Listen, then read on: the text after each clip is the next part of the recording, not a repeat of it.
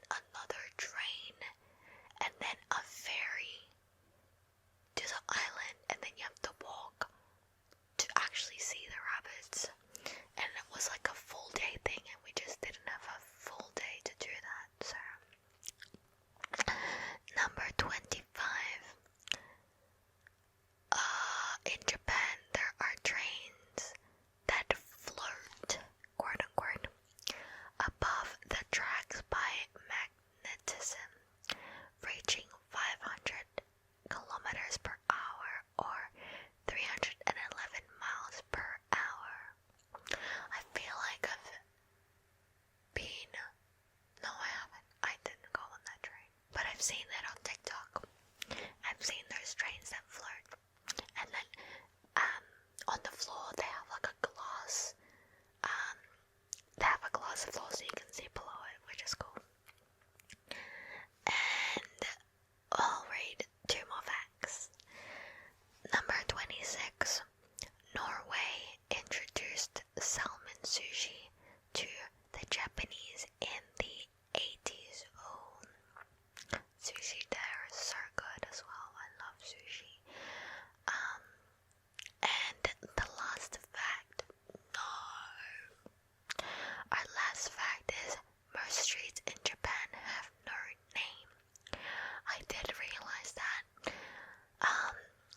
I use Google Maps for my trips, and it was hard to get around places, and there's some places I really wanted to visit according to like my research and things that I saw on TikTok, and it was actually hard to find them on Google Maps because I noticed they didn't really have street names, which was very frustrating, but we got around Japan in the end.